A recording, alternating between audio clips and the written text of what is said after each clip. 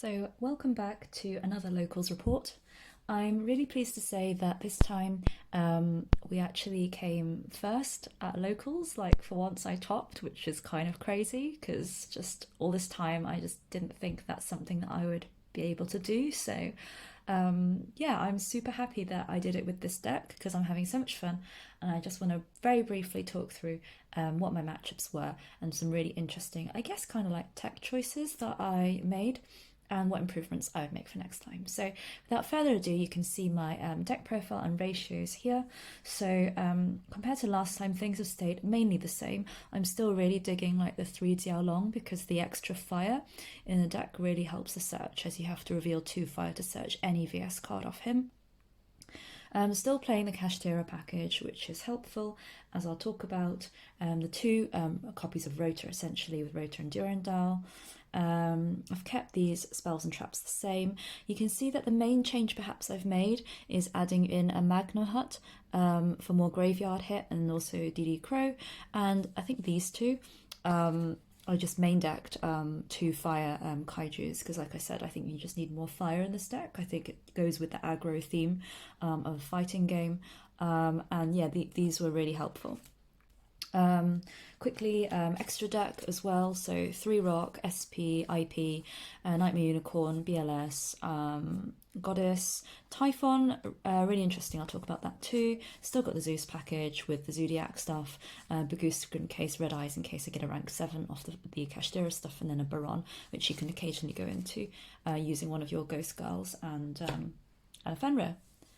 So first matchup I went against was Exosister, which was interesting. I don't think I won many dice rolls actually when I played, but I managed to draw these in my opening hand.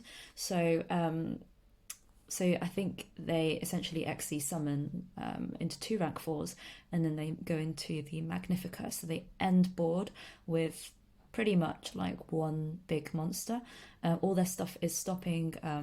Well, not stopping, but discourages you from moving stuff from your graveyard. But thankfully, VS doesn't really rely on that too much. It's mainly more just tagging out in your hand. So essentially, the Kaiju kind of won me that entire like best of 2 with him, because you just slap it on top of the Magnifica and just carry on with your day. And I somehow kept drawing him. So the Kaiju was really, really helpful in that situation. So I won that. Second matchup, I went against Swordsoul. Sorry, I don't know why that took me so long to remember. Yeah, Swordsoul. So this is a matchup that I'm usually pretty intimidated by because people play it really strong. I managed to get through this one just purely due to the number of sheer disrupts. So when they, the way the Swordsoul cards will work, as I'm sure you know, is that they summon themselves to the field, and then with some kind of cost, whether that's a reveal, banish from the graveyard, or discard, they special summon a token that's usually a tuner, and that's a non-effect monster, which is really important as well. And then on resolution, in that little gap after the summon, you can use your quick effects. So Razen can just go in the column and probably destroy, I think in hindsight I probably would have destroyed the token rather than the main monster, although the token does lock them into synchro summoning, I believe. It's just because if you leave them with a non-effect monster, it means all of their Tenyi stuff in the graveyard, like their Vishuda, Adahara, is all live. So that's where the crows are really helpful, because you have to get rid of that before they can, because it banishes for cost rather than targeting it and then banishing its effects. You have to crow it preemptively. But I would leave probably the normal monster, sorry, the actual monster, like the Longyuan or whatever, they'll mow you on the field in the future. So Razen can obviously non-target destroy the token or the monster. Mad Love could bounce, and the token, because I think the token's got 0 defense, the token would go back into nothingness. So you've got 2 potential interrupts there. You've got Caesar Vallis, I guess, as well, that could destroy stuff too.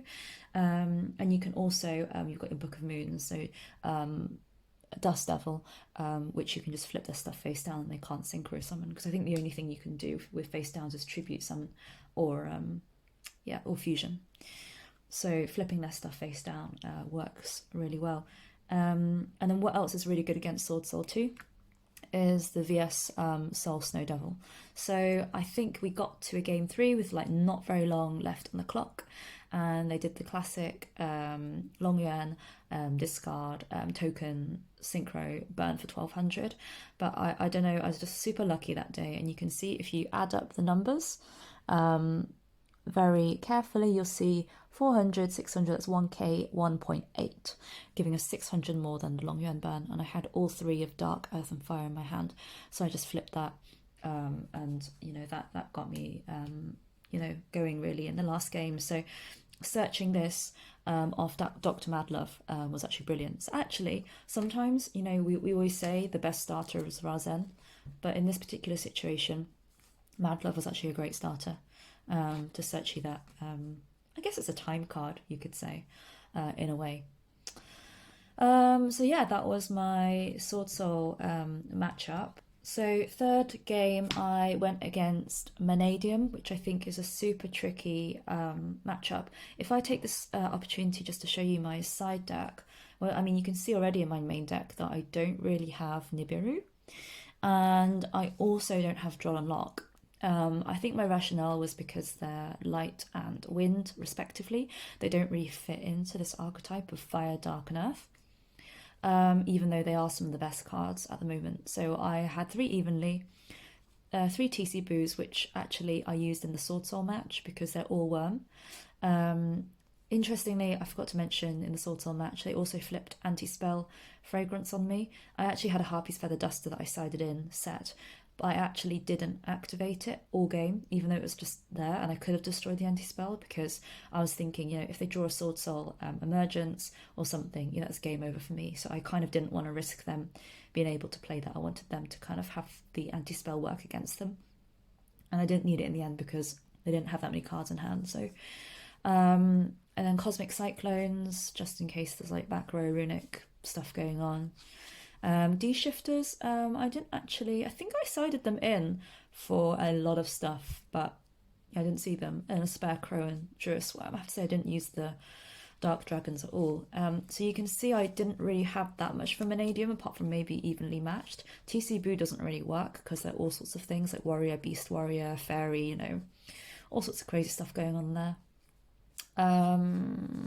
D-Shifter, I guess, would have been helpful because they special summon from the graveyard all the time, but unfortunately you didn't see it at all.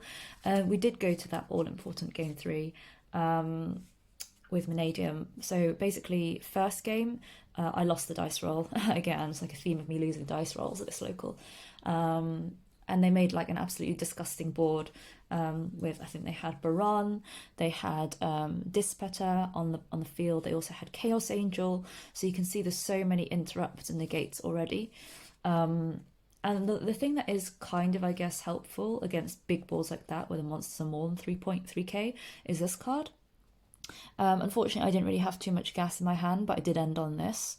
So I guess, you know, if you have more gas to keep pushing next turn, you could just make this the very last thing you do on your turn, as you're not allowed to normal special summon after, and just sit on that. But yeah, Mannadium's really hard. And then the second game, can't remember what I did, but I got that one. And the third game was super interesting because I think my opening hand ended up being, I think there was an Imperm. I think I had evenly matched. I think I started with a Fenrir too. Either way, I had a few bits in hand, and I think all they could do was end on a Baron and something else because I impermed them and hand trapped them. So I think Mannadium is weak to hand traps, but only if you draw the right things. And then I knew evenly wasn't going to be helpful because the Baron could just negate it. So I thought, you know what, let's just bait some stuff. So I went, I think they had a Baron and an SP Little Knight, I remember now. So I normal summon, special summon the Fenrir. Yes, I had 2 Fenrirs, this was it. So I had Imperm, evenly matched, 2 Fenrirs. So yeah, I think I managed to special summon the Fenrir, attempt to add another one, Baron, negate and destroy, and that left one with SP on the field, and then I just special summoned another Fenrir, enter battle phase, and attack straight into SP, and that got me the, I won in time on life points, because the thing about SP to remember is that if you don't do anything, she can't do anything either. Because it says when your opponent activates a card or effect, you can target 2 face-up monsters on the field, including one you control, and banish them both until the end phase. So it's only when I activate a card or effect. So if I'm attacking, it doesn't matter, and she's only 1600. So that was kind of cool. So the Baron was already out the way, so I could just smack into that for 800 damage. And then, yeah, it was hairy because I think literally just before time was called, I was like, battle phase. Yeah. So I managed to sneak that one in. And then the very last game, I went against Mikanko, and I think we also made it to the third game as well. And, you know, Borgar. Borgar does what Borgar does best and burns. So that's that. So all in all, a really, really cool locals. I think like I'm slowly gaining confidence on this deck. I think these kaijus, I'm really enjoying playing with them. Stuff that I could do for my next deck, I think I would want to optimize my side choices. I'm toying with putting in some Nibiru's and Drolls, even though, you know, they don't have as much synergy, but I guess they're so high impact, especially against those tricky matchups like Mannadium, that I need it. You can see that I've upgraded my ghost spells to the quarter century. Doesn't show up quite well in my dragon shield sleeves, but yeah, they go away in perms. God, they all look so pretty. And then I guess 2 other decks that I've taken inspiration from other parts of YouTube include Dark Hole Dragon. I guess non-targeting destructions, pretty good. I guess it goes with the whole theme of this deck, and if you know you can somehow get it to combo with the Snow Devil, where this turn VS monsters cannot be destroyed by card effects. If they still manage to get something out in the field, you can dark hole, I guess.